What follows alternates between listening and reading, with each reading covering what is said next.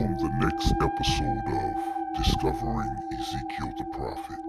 At this part of time, at the clubs all the time, drinking, messing around with little women here and there from around my way, Most of the time I always had me a chick, if I messed with a chick, she usually was a street chick, she was a hood girl. And my drinking progressively got worse and worse. Till people started having to tell me, hey man, you gotta slow down, man. Man, you gotta slow down, man. I just knew I had gotten a fight last night.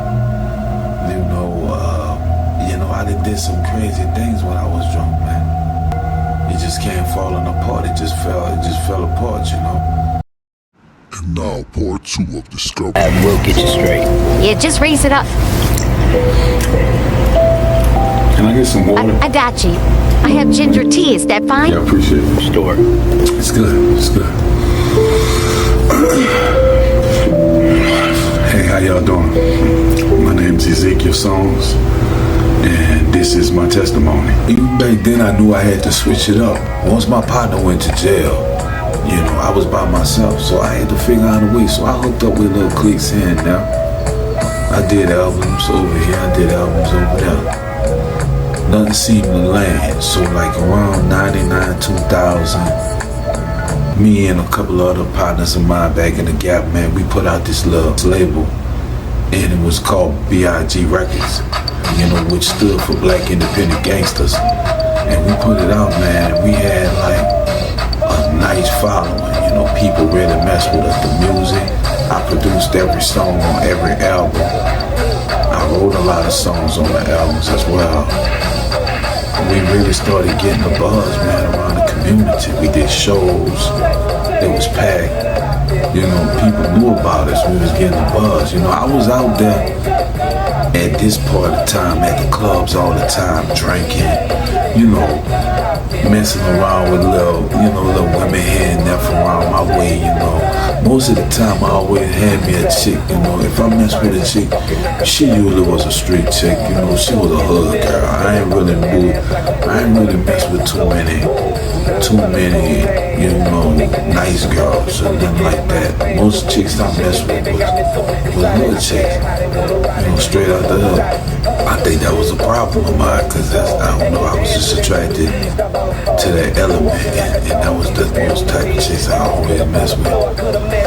I would also say, I was just always drinking, I would always be drinking, and my drinking progressively got worse and worse. Till people started having to tell me, hey man, you gotta slow down, man. Man, you gotta slow down, man. You drunk, man. Sneak when you get drunk, bro, you start talking crazy. Sneak when you get drunk, bro, that's what be happening. You be getting into shit with people, Cause every time I got drunk, man, it was something, I done got snuck so many times that I don't even remember all the times I got snuck, when I was drunk and stuff like that. I just knew I had gotten a fight last night. I did some crazy things when I was drunk, man.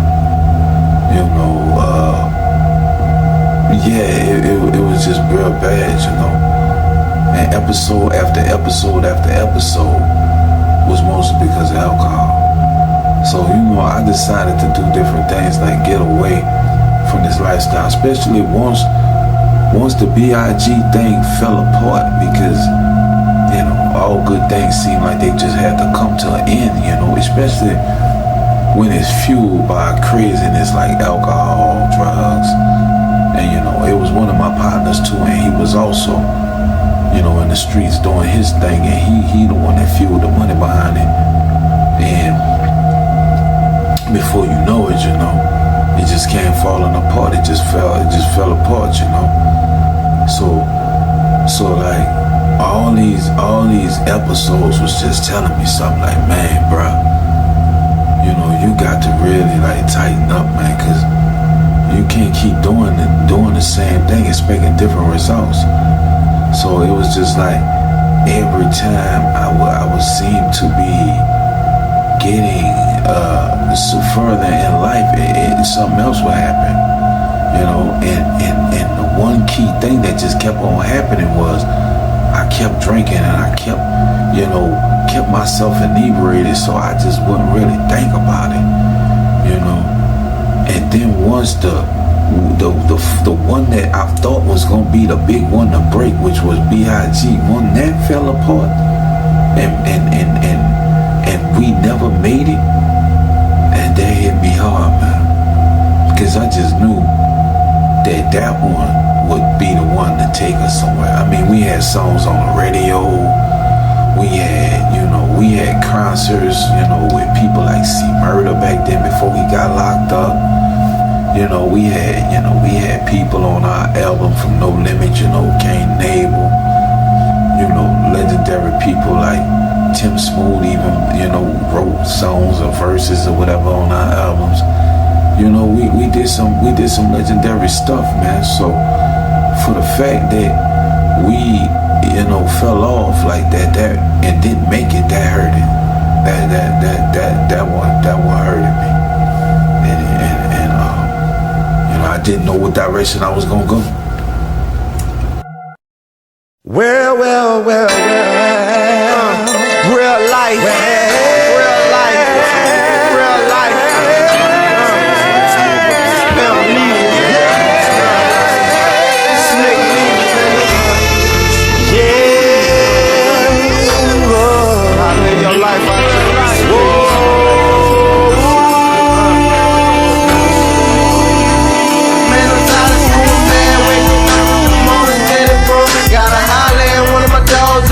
Something to smoke, and my mama, she ain't showing them love. She can't rely on baby boy running with killers and thugs. Ain't no one to die, but just trying to survive without working the 9 to 5. Every night I'm on my knees praying for a new life, and it's hard when you're trapped in the struggle trying to maintain y'all for drugs. Cause I can't be no plucker, I see my clothes on my mind flip out. And when I think about this shit, it make my mind trip out. Man, that's some bullshit. How these niggas, so-called friends, couldn't fuck over you when it come to hard time and try to flip you a boat. And what can I say? Cause the game ain't made for everybody. There's consequences you must